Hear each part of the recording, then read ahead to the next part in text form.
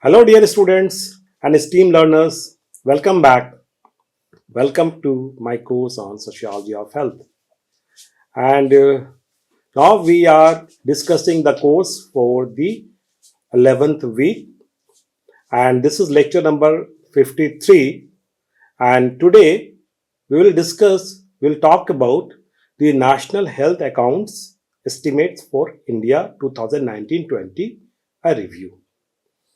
You may get a little surprised with the title of the topic.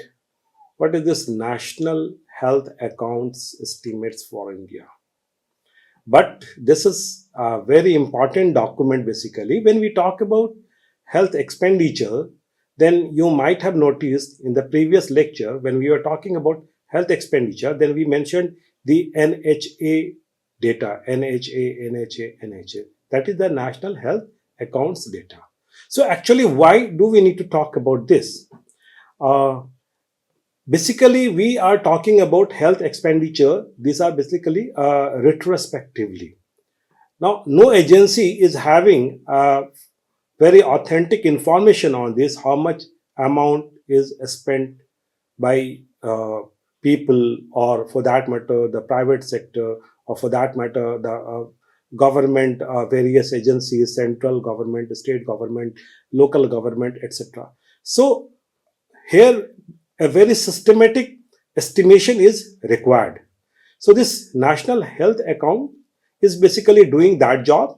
It is making an estimate on the basis of the actual expenditure, and so this is important, and I thought that you should know about this because see, universal health coverage is talking about the catastrophic impact of health expenditure, right? Or the high cost of health expenditure. So everything is based on those numbers. So how do we arrive to those numbers? That is an important thing. If you are interested in understanding that, then I think this lecture is going to be very important for you. That is one reason. The second reason is this. In the previous lecture, basically we talked about the NHA for the years 16-17. Now we have access to the latest data also, and there is a trend change actually. So up to 16, there was one specific measure to estimate that, and afterwards there is another measure to estimate that. So there is a trend change, and so I divided this information in two lectures. One part we have already understood, and the second part basically we will understand in today's lecture. So hope this much information would answer your query that why do we need to talk about this topic. And then in this lecture, I have covered important points like understanding national health accounts, then key indicator for India from NHA estimates 2019-20. Notice that this is for 19-20. And then key health financing indicators for India as percentage of the current health expenditure. Then key health financing indicators for India, NHA estimates, and finally the current health expenditure by healthcare financing scheme. As of now, all these things may sound a little abrupt, but once we will go and discuss these things slide by slide, you will understand everything, and you will also understand why did we include those discussions. So let's talk about the NHA. I just briefly talked about it. National Health Account is a tool to describe health expenditures and the flow of fund in both government and private sector in the country. So basically it is estimating the flow of the funds basically in both the domain, the government sector as well as the private sector. So it is very important. Then these estimates are derived within the framework of National Health Account Guideline for India 2016. So this is a new guideline basically that was adopted in 2016. So afterwards, there would be a little difference in the procedure followed and the numbers achieved. So this is important. And then basically it adheres to the System of Health Accounts 2011. That System of Health Account is basically a global standard framework for producing health account. So when we are talking about these estimations, then we are following the global standards, and there is a global framework also.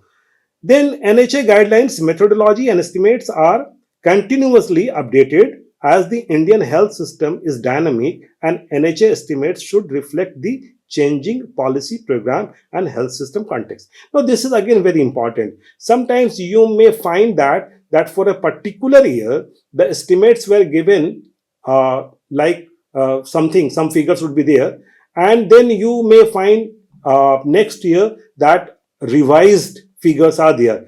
It will be for that financial year, but it will be mentioned that it is revised. So why this is revised? Because there are certain methodological things which keep on evolving, right? So sometimes we get the revised figures also. So this is also something that we need to understand, because we are talking about the number. So often we think that okay, maybe this number is wrong, maybe that number is wrong. So it is not like that. You need to understand that this is an evolving system or mechanism.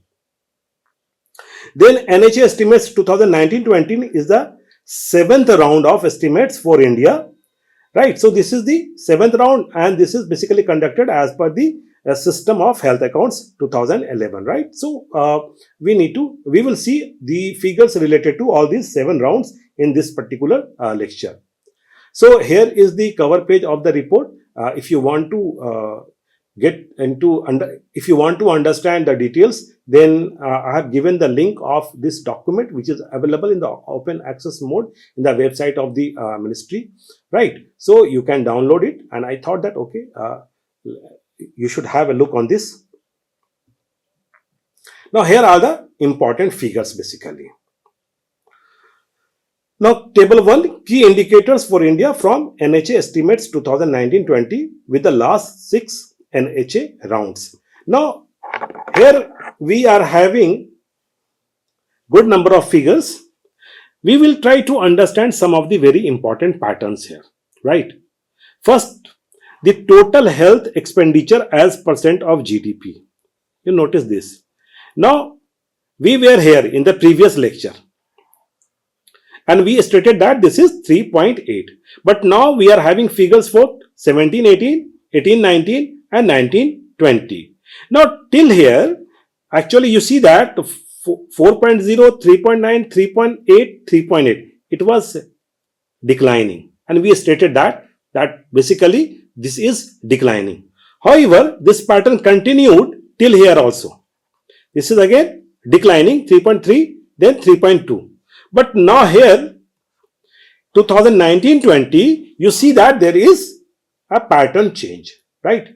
Now this has increased. Now basically in 18-19 it was 3.2%. The total health expenditure as percent of GDP, it was 3.2, but in 19-20 it increased slightly, and now it became 3.3. So in the previous lecture we talked about the estimates for the year 16-17, and there we saw the figure 3.8%. Now the latest figure for 19-20, and this is very latest because you might have noticed in the cover page, this is published in 23, right? 2023, right? We are not having this report for the current year. So this is the most recent report, and here this percentage is 3.3. So the overall pattern is this, that the total health expenditure as percent of GDP is decreasing. However, in last 2 years, there is a slight improvement from 3.2 to 3.3. Then you can see the total health expenditure per capita at current prices, right? Here we are getting some numbers basically, and these numbers are important. You can see the total health expenditure per capita at current prices, 3,638, then 3,800, 4,116, 4,300, 4,200, 4,400, and then 4,800. So what kind of conclusion we can draw from here? That this is increasing, right? The total health expenditure per capita at current prices is increasing. However, when we see the same figures at constant prices, right? Now you understand that the constant prices basically means minimizing or reducing the impact of inflation, right? So when we see the entire thing at constant prices, then what kind of figure basically is happening here? The 3,174, then 3,200, 3,400, 3,500, 3,300. Now 3,300 and 3,500, right? So you can see that in these 2 years, the numbers have actually, in 17-18, the number is basically less than 16-17. But what has happened in 18-19? In 18-19, again, the number is less than 17-18. That means the total health expenditure at constant prices is declining, right? For the year 18-19. But again in 19-20, we can see that this number has increased. So we can see that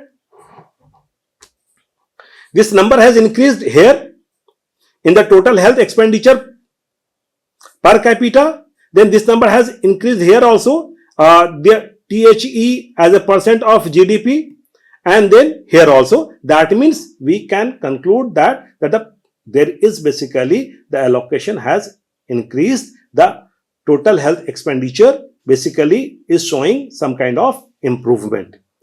Then we come to a very important factor, that is basically the current health expenditure as percent of the total health expenditure. So basically 93%, 93, 93, 92, 88, 90 and 90. That means the share of the current health expenditure is actually declining. That means the share of the capital expenditure is increasing, right? So that is the relationship between the current health expenditure and the capital expenditure, right? And then we come to a very important point, that is the government health expenditure. So we have been talking about basically government health expenditure and out-of-pocket expenditure. So what is happening here? We can see that this government health expenditure is constantly increasing. From 28.6 to 29 to 30.6, 32.4, then 40.8, then 40.6. There is slight fluctuation here, then 41.4, right? That means the government health expenditure as a percent to total health expenditure is constantly increasing, and this is basically in alignment with the policy documents that the government expenditure should increase, right? And we discussed in the previous lecture that when the government expenditure is increasing, then the burden on out-of-pocket expenditure is actually reducing, right? So what we are seeing here, that the government health expenditure is increasing. So following that logic, we should see that the out-of-pocket expenditure should decline, right? And so we will check that. Here is the out-of-pocket expenditure. You can see that for in the year 13-14 it was 64.2, then it became 62, then 60, then 58, then 48, then 48, then 47. Yes, this out-of-pocket expenditure as a percent of total health expenditure is declining. Now we are basically conforming to the requirements at the global level and also the requirements of the universal health coverage, that the proportion of out-of-pocket expenditure on health should decline, and these figures categorically show us that these figures are actually declining. Even if these figures are high, but the pattern is saying that these figures are actually declining. And why these are declining? Because the government expenditure is increasing. So if we continue to follow this trend for next 1 decade, then certainly the out-of-pocket expenditure will be much reduced and the government health expenditure will get enhanced. So we will come as per the desirable ratio, which is often talked about by or suggested by World Health Organization, or what we follow in the developed countries also. So this is very important, that what kind of overall pattern we are following. Then a very important factor here is this, as if you remember the universal health coverage discussion, then it basically talks about giving some kind of social security. So what is happening basically at that level in the domain of the social security, and these figures are included here. Yesterday or in the previous lecture, basically it were we could not talk about this thing. So see the social security expenditure on health as percent of the total health expenditure. This is categorically mentioned, and you can see that in the year 13-14 it was 6.0, then it declined 5.7, then increased 6.3, 7.3, 9.0, 9.6, and then 9.3. So the social security expenditure on health as percent of total health expenditure is increasing. It has increased. The trend suggests that this is increasing. Now you may ask, what is this social security expenditure? You may get an idea basically, but you may want to know the details of that. So I have mentioned here social security expenditure, which includes the social health insurance, then government financed health insurance schemes, and medical reimbursement made to government employee. Right? So these three components basically make the social security expenditure. So when we try to understand the universal coverage, then time and again we are talking about 2 points, right? First, that the facility should reach to people, and second, that the cost of medical treatment should get reduced so that it should not have a catastrophic impact. And one of the very important intervention for this is to increase the share of the social security programs, right? And we can see that the latest estimates show that this is actually increasing. That means this improvement is showing, it's indicating that we are already in the path of achieving gradually the targets related to universal health coverage, right? So these figures are actually available here in this document. Those were not available in the previous document, on the basis of which we had the previous discussion. And then the external donor funding for the health as a percentage of total health expenditure. So this is again mentioned over here, right? We talked about this variable in the previous lecture also, so no need of further discussion. So basically, after having a threadbare discussion of this, we get an idea that 2-3 things are happening basically. First, that the total health expenditure, which was declining over period of time, basically is witnessing a kind of trend change from the year 1920. Now, after 20, we had basically witnessed COVID, right? So COVID has disturbed the entire health ecology that we all are actually aware of. So we may not find this trend for the next 2-3 years, but before COVID itself, basically we had seen this trend change, right? That is point number one. The second is that the government expenditure is actually increasing, and the third is this, that the out of pocket expenditure is decreasing, and the fourth one is this, that the social security expenditure is also increasing. So these are all very valuable, important points.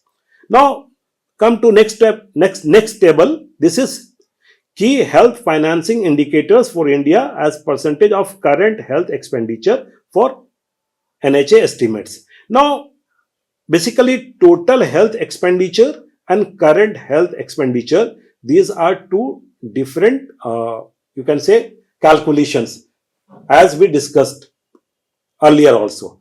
In the total health expenditure, we also take into consideration the capital formation, basically, the capital expenditure, right?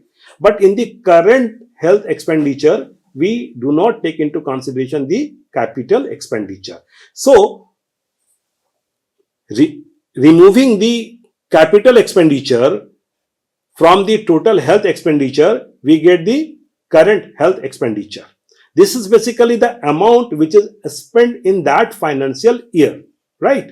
Because the capital expenditure may spread over a period of time, but the current health expenditure is the actual amount which was spent in that financial year. And here you can see two important things you can find over here: the government health expenditure and the out of pocket health expenditure for the year 1920.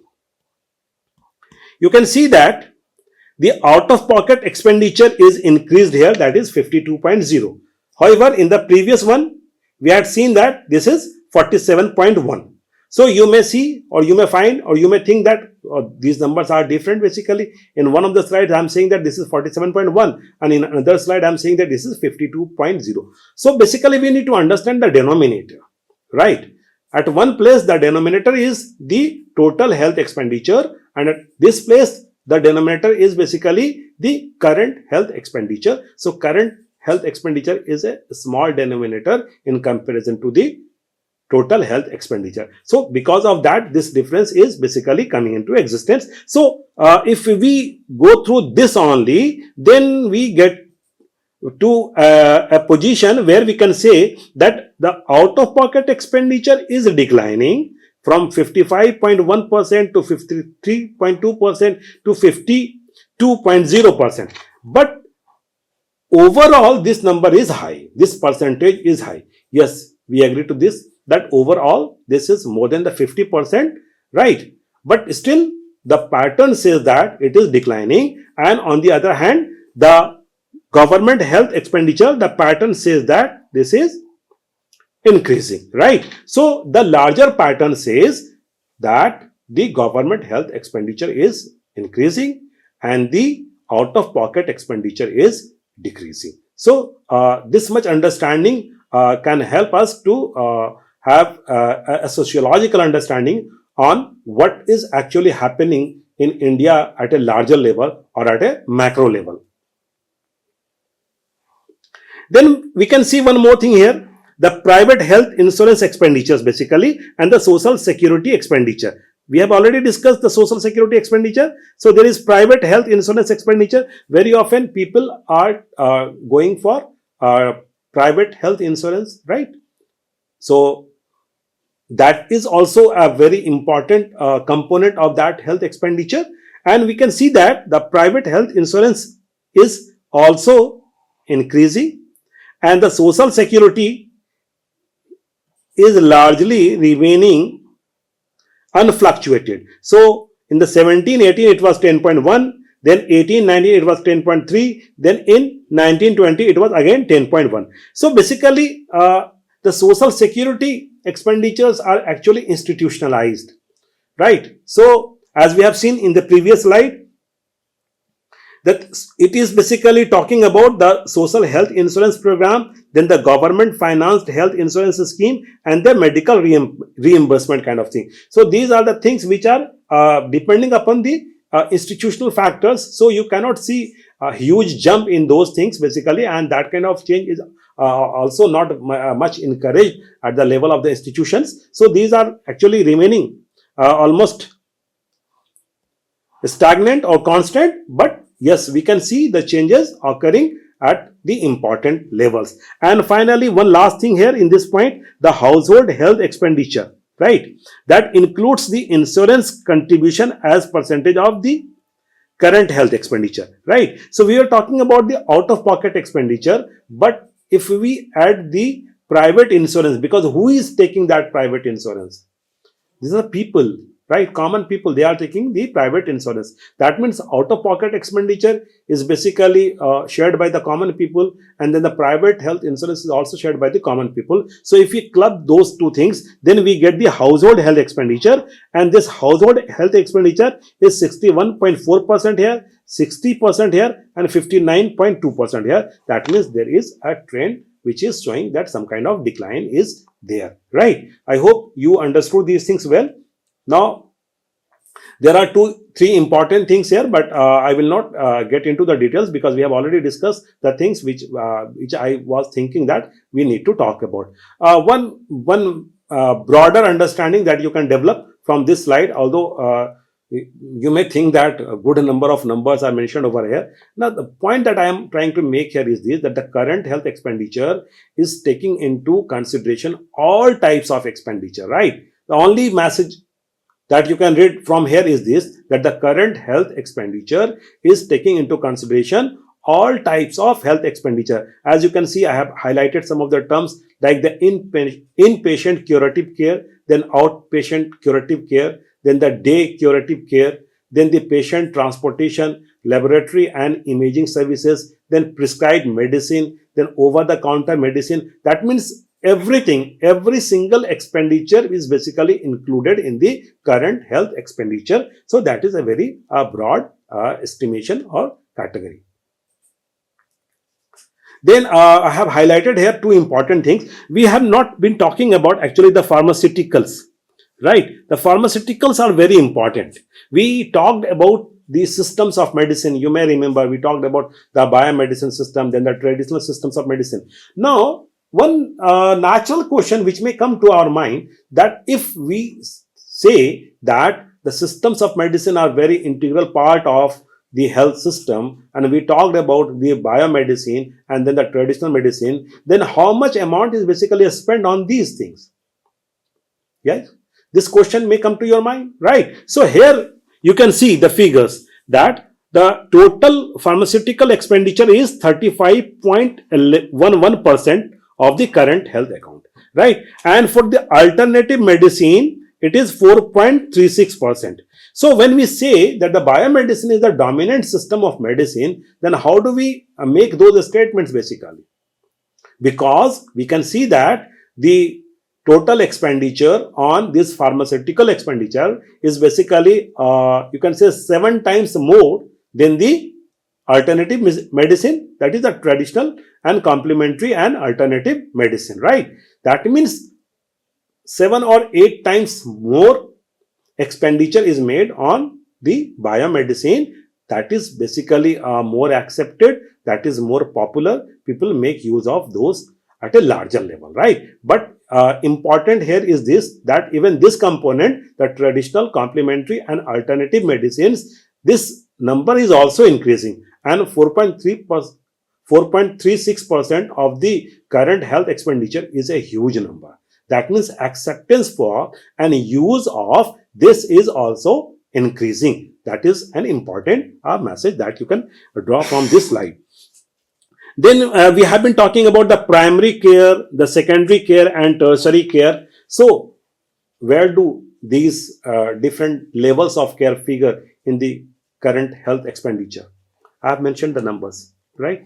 Primary health care, secondary care and tertiary care, and you can have a look on these things, right? These aggregated figures are basically revised figures, so don't worry about that because this data was available, so I have added this. You don't need to remember these numbers basically. You need to understand the pattern, you need to understand the constituents. That is the larger purpose. And then there is one table basically that I have taken from the National Health Accounts and reproduced here. It is giving you good number of details. The total health expenditure, then the per capita, then the current health expenditure, these things we already know. But why did I add here is this very component. Now the government health expenditure, all the constituents of the government health expenditure are mentioned over here, right? So this is something that we have never talked about before, right? So it talks about the general governance expenditure, then per capita government health expenditure, then current government health expenditure, then union government health expenditure, state government. See, this is the most important figure basically, right? So the union government health expenditure and the state government. Now state government is having 64.2% and the union government is having 35.8%. So when we say that the central government or the union government is spending around 35% and the state government is spending around 65%, then where from we are getting those figures? Here are the figures, right? I hope you will get a better insight when you understand these figures basically and you see these things in a comprehensive way. Then again, here is a mention of out-of-pocket expenditure basically in the context of the household health and out-of-pocket expenditure, right? So we have already discussed these things several times. No need of talking about these things again. Then this is again important, the current health expenditure by healthcare financing schemes. There are different types of scheme. Basically, the central government or the union government or the state government, they spend the money, but the money is spent under different schemes. So what kind of schemes are there? So you can see that the union government non-employee, then the union government employee, then the state government non-employee, state government employee, then urban local body. We have been talking about the urban local bodies, right? So how much amount they are actually spending, right? In terms of percentage, you can see that a 1.46% or 1.23%, right? Then the state health insurance schemes, basically 4.04%, right? So all these minute details are mentioned over here, and it is stated here that the all household out of pocket payment is 52%, right? So I hope these things are basically adding our understanding on whatever understanding we are already having. And before we end, here is an image. It is very important image. It is actually showing the larger actually boundaries of health expenditure. You can see that there are basically three squares, right? Now the inner square is basically healthcare expenditure, right? As it is mentioned over here. Then this is the capital account, right? So when we are saying that the total health expenditure is basically the sum of the government health expenditure plus the current expenditure plus the capital, right? So this is the current one and this is the capital one, right? So you can get an idea and what basically is in what which things are included in the capital account. So you can see that the capital expenditure on building and construction excluding minor repairs, right? So when you see the hospital, the building, the medical college, the medical education, all these things, the medical education, all these things are basically part of the capital expenditure, right? So the current expenditure is there and then the capital expenditure is there, and these things basically make the total health expenditure. And then outside the boundary, so basically good number thing are mentioned over here which are related to midday meal scheme or sanitation or compensation and all those things basically which are part of the public health system, but as of now those are not included in this health expenditure system. Maybe sometime after certain revisions this may also get included, you never know, right? But I hope that you have developed some kind of understanding of all these things, right? So with this I will conclude this lecture, and in the next 2-3 lectures basically we'll talk about the universal health coverage and then health inequality, and in those lectures these figures and number will become very important and very relevant. So with this I conclude this lecture, and here is a think about this and activity question, right? And here is a book mentioned for further reading. Basically it is the book that we have seen in the slides also, right? So if you find time and if you have interest, go through this, right? And we will meet in the next lecture. Till then, take care.